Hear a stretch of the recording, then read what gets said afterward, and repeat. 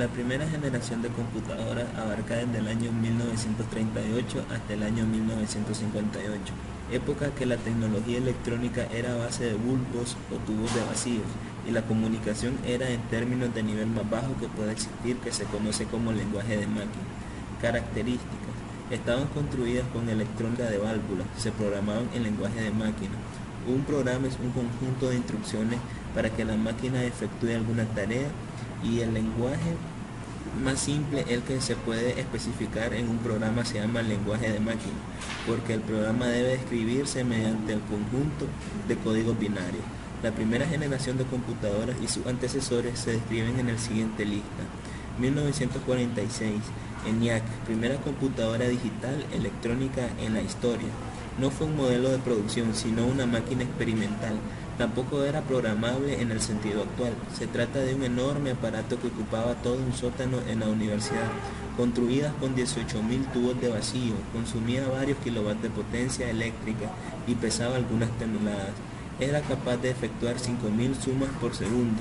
Fue hecha por el equipo de ingenieros y científicos encabezados por los doctores John y Pesquer en la Universidad de Pensilvania en los Estados Unidos.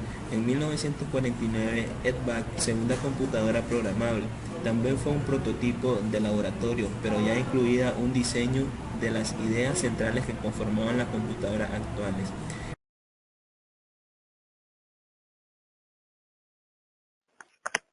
La segunda generación de las computadoras reemplazó las válvulas de vacío por los transistores, pero las computadoras de la segunda generación son más pequeñas y consumen menos electricidad que la anterior.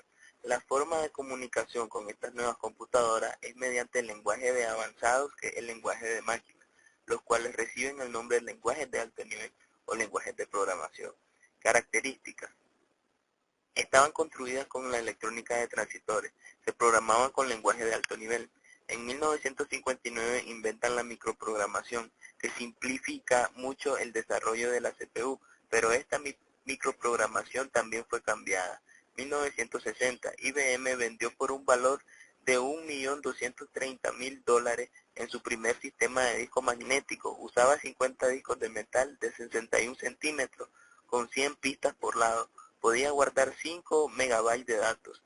1959, IBM envió el prototipo IBM 1401 basado en el transistor, que utilizaba tarjetas perforadas.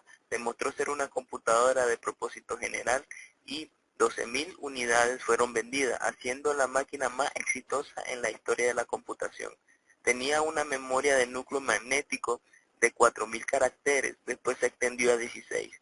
Muchos aspectos de sus diseños estaban basados en el diseño de reemplazar el uso de las tarjetas perforadas.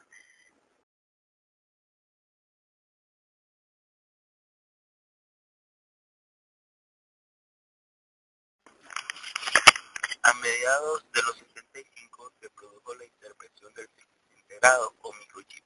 Después llevó a cabo la intervención del microprocesador en Intel a fines de 1965. Investigadores formaban un código, otra forma de codificar o programar.